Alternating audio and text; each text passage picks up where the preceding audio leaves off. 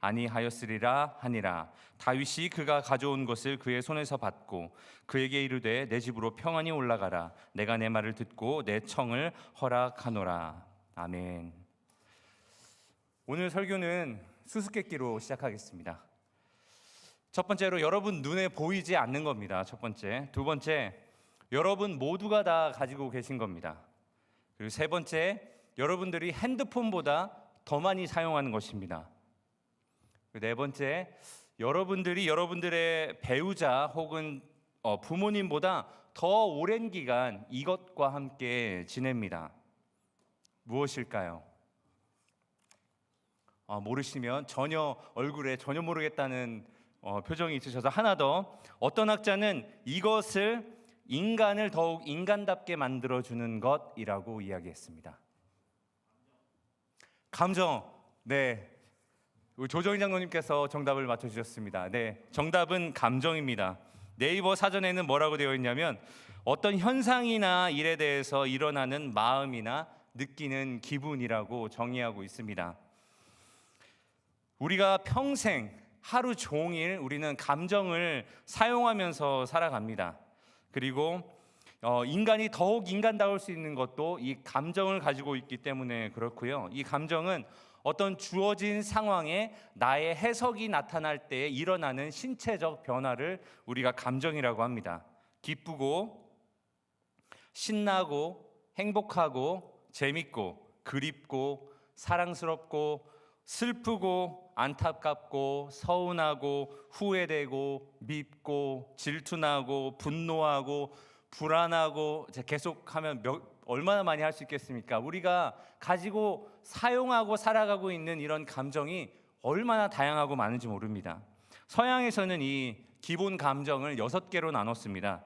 서양학자들은 행복, 슬픔, 분노, 놀람, 공포, 혐오 이렇게 6가지. 동양에서는 7가지입니다. 여러분들 아마 들어보신 적이 있을 텐데 희노애락, 애오욕으로 7개로 사람의 기본 감정을 나누고 있습니다. 여러분들이 오늘 하루 오늘 참 좋은 하루였다, 오늘 진짜 별로인 하루였다 라고 저희 판단할 때 그거에 가장 큰 영향을 미치는 게 무엇입니까? 바로 오늘 내가 어떤 감정을 느꼈느냐가 가장 큰 영향을 미칩니다. 우리의 삶의 아주 큰 부분을 차지하고 있는 것이 바로 이 감정입니다. 여러분들은 어떻게 슬기로운 감정 생활을 하고 계십니까? 오늘 하루 어떠셨습니까? 오늘은 좋은 날이었습니까? 아니면 안 좋은 날이었습니까? 그런저런 날이었습니까? 좋은 날이었습니까? 할렐루야. 그럼 이 감정은 삶의 일부인데요. 그럼 신앙과 감정은 어떤 관계를 가지고 있을까요? 신앙과 감정은 어떤 관계를 가지고 있을까요? 만약에 우리가 그리스도인으로서 감정에 대해서 어떠한 태도를 가지고 있어야 될까요? 저는 오늘 이 다윗의 삶의 한 부분을 함께 살펴보면서 감정이 삶에 미치는 영향, 하나님과의 관계에 미치는 영향에 대해서 한번 살펴보려고 합니다. 그리고 더 나아가서는 이 다윗의 삶을 통해서 우리는 감정을 어떻게 사용해야 될지, 그리고 우리는 성도로서 이 감정을 어떻게 만들어 나가야 될지를 한번 생각해보고 결단하고 또 회개할 부분이 있으면 함께 회개하는 시간을 갖기를 원합니다. 오늘 제가 읽은 이 본문은요, 주요 등장인물이 3명이 있습니다. 다윗, 그리고 나발, 그리고 아비게일, 이렇게 3명의 등장인물이 등장하는데, 지금 다윗은 어떤 상황인가 하면 사울의 추격을 피해서 광야에서 숨어 지내고 있는 상황이 지금 이 다윗의 상황입니다. 다윗은 자기를 따르는 어떤 그 군사들과 그 군사들의 식솔과 함께 광야에서 떠돌면서 사울의 추격을 피해가면서 어렵게 지내고 있습니다.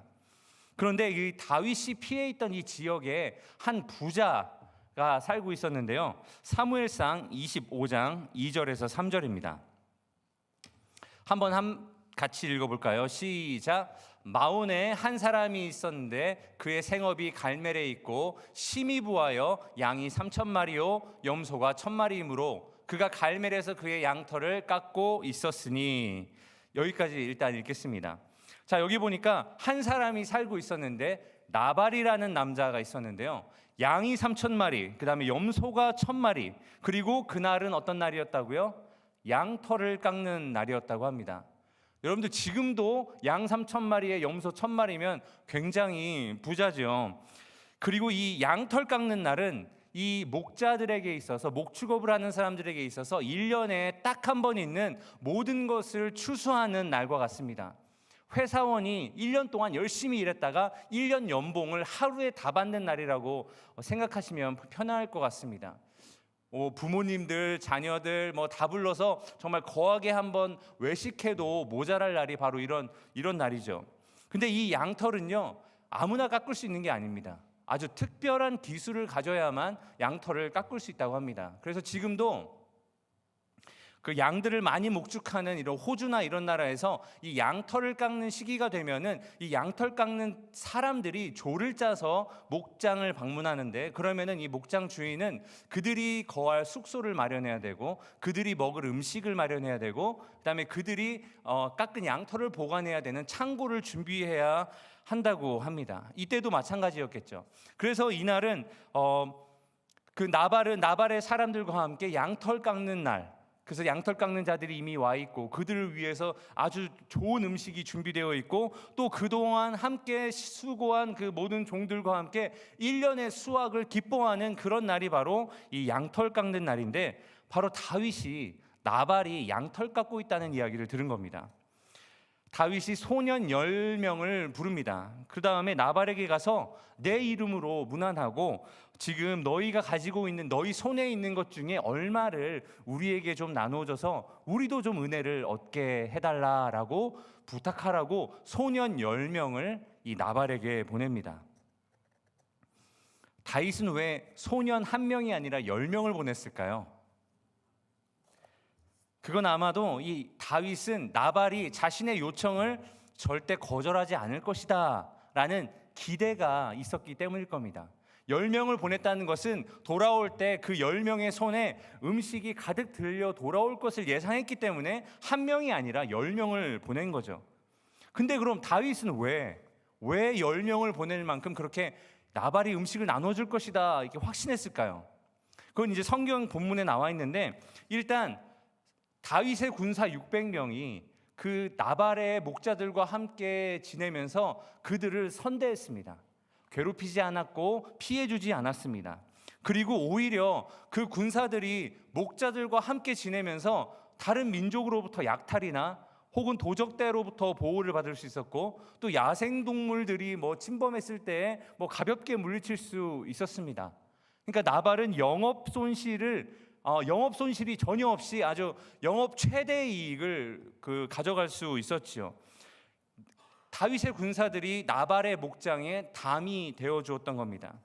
그러니까 다윗은 이런 자신들에게 돈을 달라는 것도 아니고 잔칫날에 자신들에게 많이 있는 그 풍족한 음식 중에 얼마를 나눠 달라고 했기 때문에 아마 이런 부탁을 했던 것 같습니다. 만약에 여러분들이 다윗이라면, 나발이라면 음식을 나누어 주셨겠습니까? 네, 나누어 주셨겠죠. 그런데 여기에서 나발이 다윗이 보낸 소년들 10명에게 이렇게 이야기합니다. 25장 10절 11절입니다. 요것은 한번 같이 읽도록 하겠습니다. 시작. 나발이 다윗의 사환들에게 대답하여 이르되, 다윗은 누구며 이새의 아들은 누구냐? 요즘에 각기 주인에게서 억지로 떠나는 종이 많도다.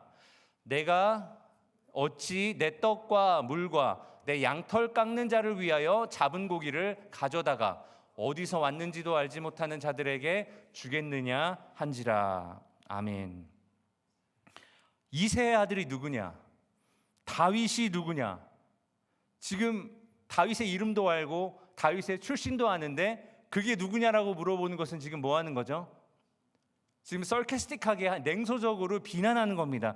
이새의 아들이 도대체 누구냐? 다윗이 누구냐? 그리고 요즘에 보니까 주인을 억지로 떠나는, 주인에게서 몰래 도망치는 종들이 많다던데 라고 말하면서 지금 다윗을 뭘로 지금 비하하는 거죠? 종으로 지금 비하하고 있는 겁니다. 근본 없는 놈, 주인 배반해서 도망치는 놈, 그리고 종이 어디 사람을 보내서 나에게 음식을 나눠달라고 그러느냐 하면서 지금 다윗의 현재 상황을 정확하게 알고 있었습니다. 사울을 피해 광야에서 도망치고 있는 사람이라는 것을 정확하게 알고 있었는데 그 현 상황을 완전히 비꼬아 버린 거죠. 거기에다가 내가 어찌 내 떡과 물과 양털 깎는 자를 위해 잡은 고기를 어디서 왔는지도 알지 못하는 자들에게 나누어 주겠느냐. 이 말은 뭐냐면 알지 못하나요? 나발과 나발의 목자들이 다윗과 그의 군사들을 알지 못하나요? 지난 뭐 몇 개월 동안 혹은 1년 동안 그 병사들이 목자들과 함께 지내면서 그들을 보호해 주었는데 알지 못하지 않습니다. 근데 뭐라고 말하는, 이건 뭐냐면 그동안 그들이 선대한 거, 보호해 준 거, 지켜준 그 모든 시간을 그냥 다 모욕하는 것이죠. 다윗의 현재 처지를 모욕하고 그들이 선대했던 그 모든 친절함, 이 모든 것을 한 번에 다 모욕하는 겁니다. 그러면서 이 소년 10명을 다윗에게 돌려보냈습니다. 여러분들이 다윗이라면 어떻게 했습니까? 어떤 기분이 드셨겠어요? 다윗이 화가 나가지고 무엄하다, 당장 그놈을 이리로 데려와라, 뭐 이렇거나 하면은 덜 무서울 것 같아요. 그럼 거기서 좀 말로 혼내고 그럴 텐데 다윗이 이 말을 다 듣고 성경에 보니까 딱 한 문장을 부하들에게 이야기합니다. 이 문장이 무엇이냐면 너희는 너희의 칼을 차라. 얼마나 섬뜩한 이야기입니까? 불러다가 뭐 혼내거나 뭐 이거를 한 게 아니라 너희 지금 다 칼 차라.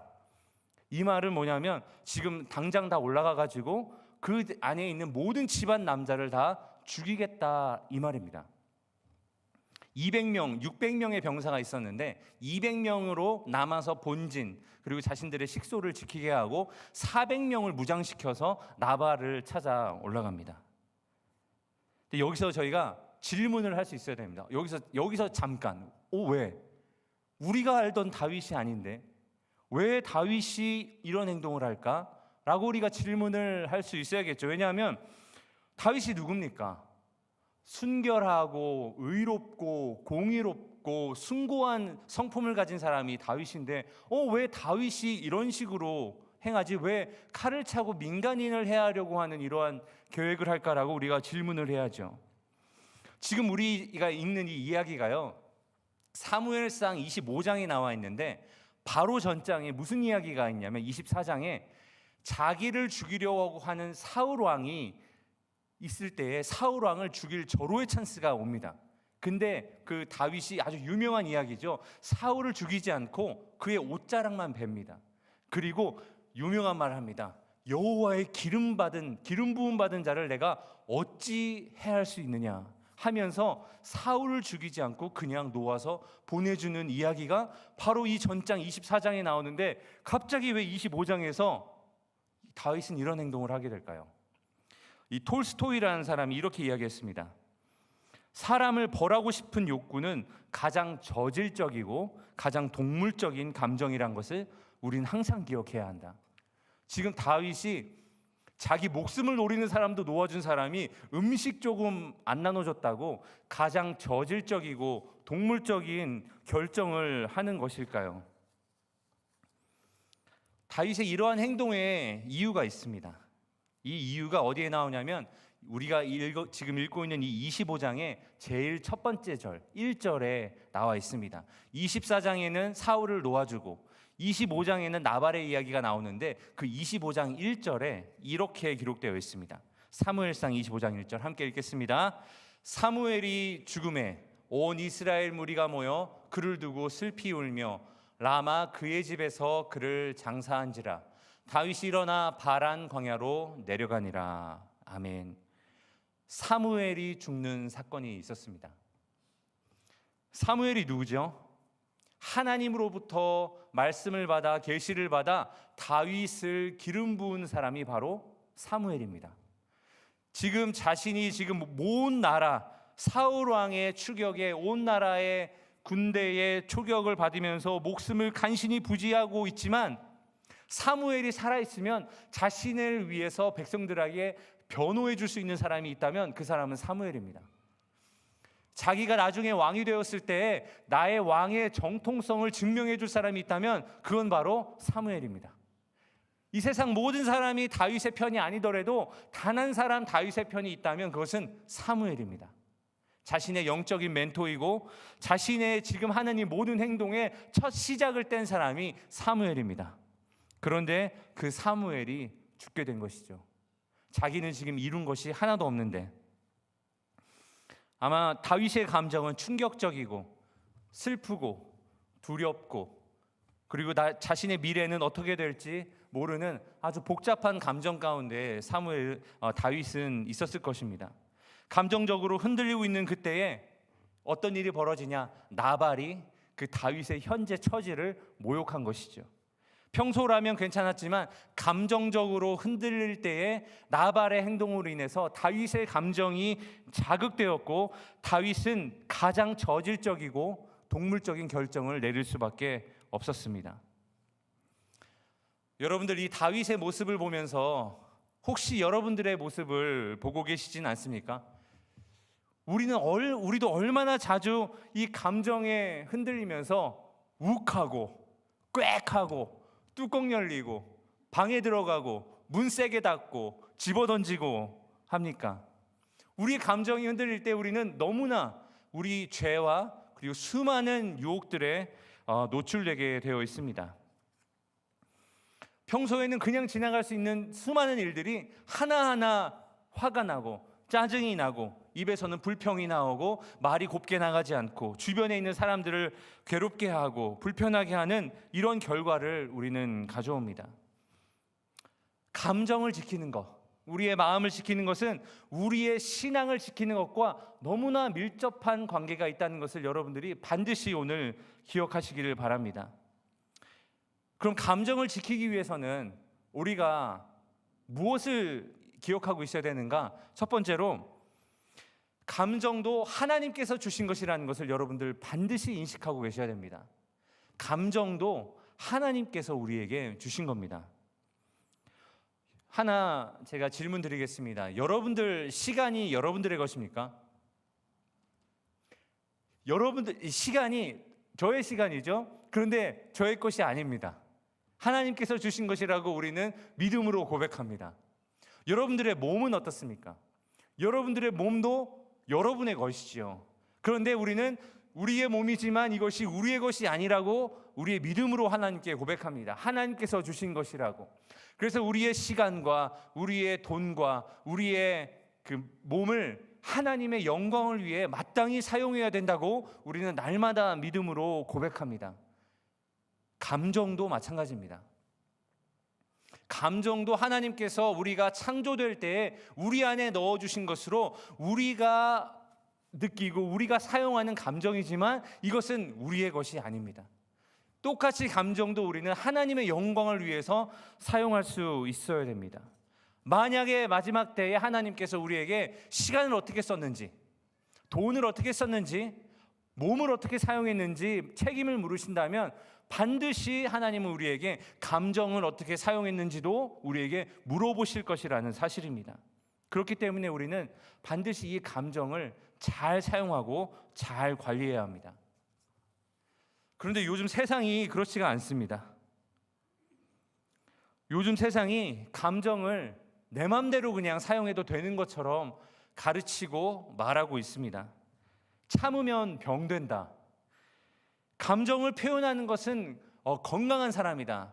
일부 맞는 말이긴 하지만 자신에게 무례하게 대하는 사람에게는 참지 말고 똑같이 무례하게 대하라. 아주 혼쭐을 내줘라. 호구되지 말라. 참으면 너만 손해다. 이런 말들, 이런 글들을 여러분들 유튜브나 이런 SNS에 보면 얼마나 많이 사람들이 말하고 주장하고 거기에 동의하는 댓글을 달고 있는지 모릅니다. 감정 참지 마라. 네가 하고 싶은 대로 해라. 네가 편한 게 만사 오케이다. 무분별하게 그냥 자기 마음대로 감정을 사용할 것을 부추기고 있습니다. 그런데 또 극단 반대로 정작 우리가 감정을 사용해야 되는 부분이 있는데 거기에서는 감정을 사용하지 않습니다. 지지난달 시카고에 한 21세의 여자 대학생이 오토바이를 타고 가다가 교통사고로 목숨을 잃습니다. 우리 보통 사람들 같으면 여기에 애통하고 슬퍼하고 위로해야 당연한 건데, 더 기가 막힌 사실은 이 부모님이 딸의 죽음을 경찰에게서 연락을 받기 전에 어디서 알게 되었냐면 SNS에서 먼저 보게 됩니다. 어떻게 보게 됐냐? 지나가는 사람들이 그 장면을 다 찍어가지고 영상으로 찍고 사진으로 찍고 해서 퍼지는데 순식간에 퍼져가지고 부모님이 경찰로 연락받기 전에 이 SNS에서 먼저 딸의 죽음 소식을 듣게 됩니다. 이 얼마나, 그럼 지나가는 사람들은 그 순간에서 왜 그거를 찍었을까요? 그리고 SNS에 올렸을까요? 그것을 올려서 더 많은 클릭을 얻어내고 더 많은 뷰를 얻어내기 위해서 사람들은 슬퍼해야 하고 안타까워해야 하는 그 상황에서 자신의 핸드폰을 꺼내서 영상을 찍어 올린 것이죠. 가족들에게는 신문기사에 보니까 이렇게 됩니다. 사고를 당한 딸의 사진이 온라인을 떠돌며 값싼 클릭을 유도하고 있었고, 가족들에게는 그것이 지울 수 없는 상처로 남았다. 이 시대 사람들은 감정을 마땅히 사용해야 되는 그곳에는 감정을 사용하지 않고, 감정을 조절해야 하는 곳에서 감정을 무분별하게 사용하고 있는 시대가 바로 이 시대입니다. 우리의 감정은 조절해야 합니다. 훈련해야 하고, 또 하나님은 우리에게 그렇게 사용하기를 원하고 계십니다. 이와 관련된 성경 구절은 너무나 많이 있습니다. 제가 대표적으로 한 구절만 여러분들과 함께 나누겠습니다. 갈라디아서 5장 22절, 23절. 말씀 암송을 많이 하시는 분은 이 구절이 그 유명한 암송 구절이라는 것을 아실 텐데, 바로 성령의 열매가 나타나 있는 구절입니다. 한번 읽겠습니다. 시작. 오직 성령의 열매는 사랑과 희락과 화평과 오래 참음과 자비와 양선과 충성과 온유와 절제니 이 같은 것을 금지할 법이 없느니라. 저는 이 성령의 열매를 가만히 들여다보면 이 모든 것이 다 감정과 연결되어 있다고 보여집니다. 영어로 보면요, love, 사랑, 기쁨, joy, 평화, 인내, 친절함, 선함, 신실함, 젠틀함, 자기절제, 이런 것들입니다. 하나하나 살펴보면 이것이 다 감정과 관련되어 있습니다. 육체의 소욕을 따르는 사람은 육체의 열매를 맺습니다. 성령을 따라 사는 사람은 성령의 열매를 맺지요. 그리고 그 성령의 열매는 이런 것들입니다. 그럼 우리가 그리스도를 믿고 우리가 인격적으로 변화해서 하나님을 따르는 자가 되었다라고 할 때 우리 안에 가장 먼저 나타나야 하는 변화는 바로 무엇이냐? 긍정적인 감정의 열매라는 것입니다. 우리가 하나님을 따른다, 그리스도인이 되었다, 나는 변화하였다라고 말할 수 있으려면 우리 안에 가장 먼저 나타나는 열매들은 바로 긍정적인 감정의 열매가 나타나야 된다는 것이죠. 하나님은 우리가 이런 긍정의 열매에, 긍정적인 감정의 열매를 맺고 살아가기를 원하십니다. 예수님의 인격이, 예수님의 성품이 우리의 모델이 되어 우리가 그와 같이 변화하려고 하는 그 갈망이 우리에게 있는 것이 마땅하며 그것이 하나님이 우리에게 원하시는 것인 줄 믿습니다. 그래서 감정으로도 우리가 하나님께 영광 돌리는 저와 여러분 되시기를 예수님의 이름으로 축복합니다. 다시 이제 이야기로 돌아가서 이제 이 대량 학살 복수국이 이제 벌어지기 직전에 하나님께서 이것을 어떻게 역사하셨는지 한번 살펴보겠습니다. 이 다윗과 나발이 이렇게 이런 모든 일이 벌어지고 있던 그때에 한 참 지혜로운 종이 뛰어가서 누구에게 이야기했냐? 이 나발의 아내 된 아비게일에게 모든 상황을 다 설명합니다. 이 자초지정을 들은 이 아비게일이 자신이 동원할 수 있는 그 모든 종들을 다 동원해서 급히 음식을 준비합니다. 지금 집안에 있는 모든 재료, 동원할 수 있는 모든 종들을 다 동원해서 급히 부랴부랴 음식을 준비하는데 떡 200덩이, 포도주 두 가죽 부대, 건포도 100송이, 무화과 200뭉치, 양 5마리 고기 잔뜩 싸서 나귀에 싣습니다. 한 주석가가 뭐라고 했냐면 지금 설명된 이 모든 음식을 합하면 600명과 그의 식솔들이 먹어도 충분한 양이다라고 설명하고 있습니다. 이 모든 음식을 허겁지겁 챙겨서 나귀에다 다 실어가지고 부랴부랴 다윗이 있는 곳으로 아비게일이 내려가고 있습니다. 근데 그때 그 산골 한적한 곳에 이르렀을 때 이 아비게일이 다윗과 마주치게 되었다고 성경이 기록하고 있습니다. 아비게일은 다윗을 보자마자 급히 나귀에서 내려 얼굴을 땅에 묻고 엎드립니다. 성경에는 나와 있지 않지만 제가 생각할 때에 아비게일이 우아하게 그 부자의 아내 사모님처럼 나귀에서 내려왔을 거라고는 전혀 상상되지 않습니다. 아마 나귀에서 떨어지듯이 땅에 떨어져서 그 얼굴을 땅에 묻고 아마 다윗에게 이야기했겠죠. 얼굴에 흙과 먼지가 잔뜩 묻은 채로 다윗에게 아마 말했을 겁니다. 우리 남편의 이 어리석음을 용서해달라고. 남편의 일에 용서를 구합니다. 주여, 다윗을 주로 부릅니다. 주여, 내 남편이 자기 이름값을 했습니다. 남편의 이름이 나발인데요. 그는 자신의 이름 나발과 너무 잘 어울리는 사람입니다. 이 나발은 미련한 사람, 어리석은 자라는 뜻입니다. 우리 남편이 자기 이름값을 했습니다. 우리 남편은 자기 남편 이름과 너무나 잘 어울리는 사람입니다. 그러면서 우리 남편이 한 일을 개의치 마옵소서. 자기 남편의 일에, 잘못에 용서를 구합니다. 그런데 여기서 더 나아가서 아비게일은 이 모든 상황, 이 다윗의 이 마음을 하나님의 계획 안에서 이 다윗의 마음을 읽습니다. 그래서 이 상황을 하나님의 관점으로 말해줍니다. 뭐라고 말하냐면, 하나님께서 훗날에 당신을 이 나라의 왕으로 삼으셨을 때 당신이 당신의 손에 이 무고한 피를 흘리게 된 일로 말미암아 슬퍼하거나 후회하거나 마음에 걸리는 일이 없을 것이십니다. 그러니까 지금 이 날에 당신의 발걸음을 멈추시고 부디 이 일을 개의치 마옵소서 라고 하면서 하나님의 관점에서 다윗의 상황을 해석해 줍니다. 그러니까 다윗이 이 이야기를 듣고 자신이 감정에 휩쓸려서 자기도 모르게 그 모든 일을 그르칠 뻔했던 것을 깨닫고는 하나님께 찬송하죠.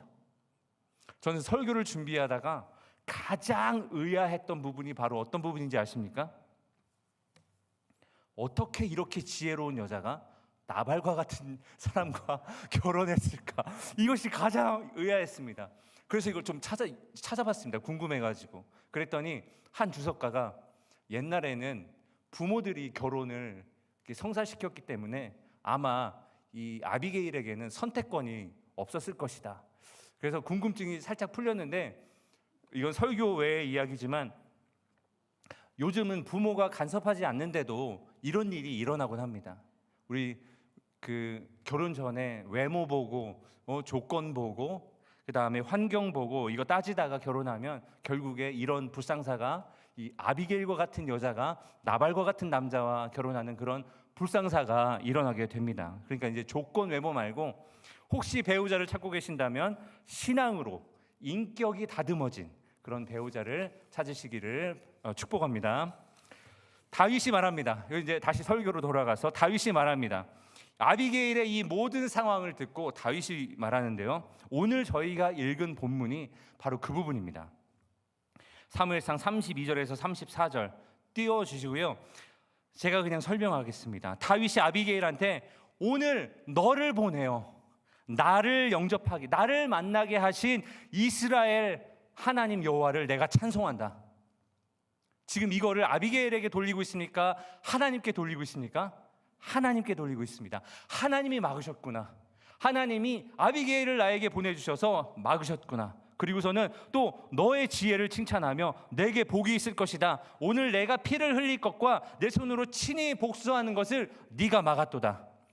나를 막아 너를 해하게 하지 아니한 이스라엘 하나님 여호와의 살아계심을 두고 맹세하노니 내가 급히 와서 나를 영접하지 아니하였다면 밝은 아침에는 내가 나발의 집에 있는 모든 남자 중에 한 명도 내가 살려두지 않았을 것이다 라고 다윗이 이야기하는 것이 오늘 저희가 읽은 본문이었습니다. 다윗이 아주 분명하게 말하죠. 하나님께서 막으셨구나. 하나님께서 아비게일을 보내서 나를 막으셨고 나는 그런 하나님을 찬송한다. 내가 부정적인 감정에 사로잡혀 하나님의 길을 떠나서 이 상황을 최악의 상황으로 만들어 가기 전에 하나님이 나를 불쌍히 여기사 내가 들판에 혼자 있을 때에, 광야에 혼자 있을 때에 나를 그냥 내버려 두지 아니하시고 하나님이 아비게일을 보내서 나를 막으셨다. 이런 하나님을 나는 찬양한다 라고 지금 다윗이 찬양하고 있는 것입니다. 이것은 다윗에게만 해당되는 일은 아닙니다. 하나님께서는 여러 가지 방법을 통해서 우리가 감정으로 흔들릴 때에 범죄하는 것을, 하나님의 길을 떠나는 것을 막으시는 줄 여러분들 믿으시기 바랍니다. 하나님이 그분의 음성을 우리에게 들려주시는 줄 여러분들 꼭 기억하시길 바랍니다. 감정이 상하고 폭발하고 깨어진 순간이 우리에게 항상 찾아옵니다. 부부간이건 부모 자식간이건 가까운 사람이건 우리의 마음이 깨어지거나 서운하거나 상하거나 폭발하거나 이럴 때에는 우리의 감정도 깨어졌지만 동시에 우리의 영적인 상태도 아마 바닥일 것입니다. 소리 지르고 싶고 부수고 싶고 상처 주고 싶고 파괴적인 성향이 우리 가운데서 나타날 것이고, 숨고 싶고 나가기 싫고 이야기하기 싫고 무기력해지고 나태해지고 하는 이런 기피하는 현상도 우리에게 나타날 것입니다. 그런데 그때에 우리의 마음속을 가만히 들여다보면 우리의 마음 깊은 곳에 하나님께, 성령님께 집중하다 보면 그 순간 하나님이 우리에게 들려주시는 음성이 있습니다. 성령께서는 우리에게 멈출 수 있는 기회를 주십니다. 다윗이 하나님의 개입하심으로 인해 멈췄던 것처럼 염려하지 않아도 된다. 걱정하지 않아도 된다. 두려워하지 않아도 된다. 화내지 않을 수 있다. 분노하지 않을 수 있다. 하나님께서 우리에게 성령을 통해서 우리에게 이런 음성을 주시는데 우리가 해야 할 것은 그 음성을 붙들고 우리가 한번 순종하는 것입니다.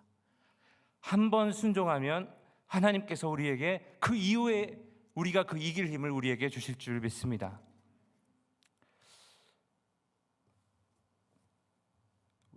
컨트롤하지 못하고 우리가 또 폭발할 때도 있습니다. 근데 그때도 늦지 않았습니다.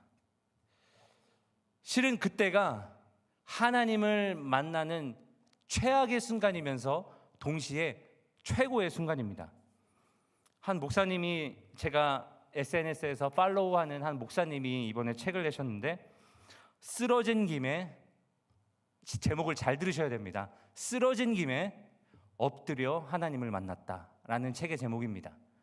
이 말은 뭐냐면 우리가 영적으로 쓰러졌을 때, 상황 때문에 쓰러졌을 때, 우리의 감정 때문에 쓰러졌을 때, 우리의 영적인 상황이, 컨디션이 바닥을 칠 때, 우리가 가장 깊은 골짜기를 경험하고 있는 그 가장 낮은 자리에 이왕 쓰러진 거, 거기에서 우리가 무릎만 꿇으면 거기가 바로 기도의 자리가 된다는 것이죠. 그러니까 쓰러진 김에 그냥 거기에서 무릎만 꿇고 엎드려서 하나님을 만나라. 전 이것이 오늘 설교의 제 핵심 포인트라고 생각합니다.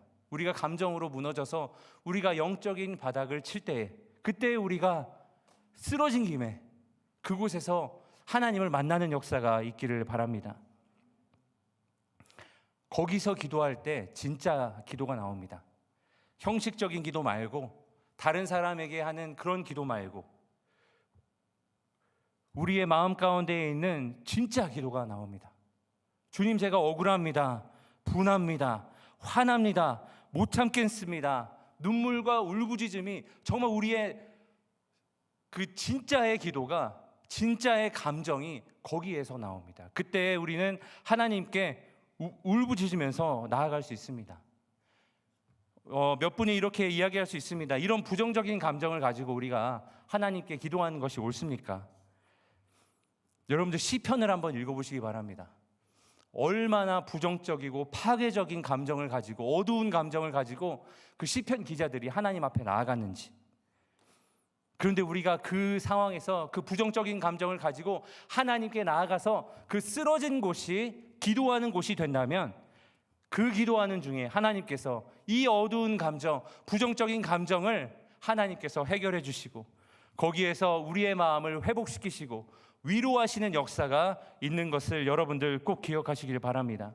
이것이 바로 복음의 능력이고 이것이 바로 기도의 능력입니다. 거기에서 우리의 마음은 힘을 얻게 되고 우리는 화해의 길로 나아갈 수 있게 되고 회복의 길로 나아갈 수 있게 됩니다. 오늘 설교를 마치려고 합니다.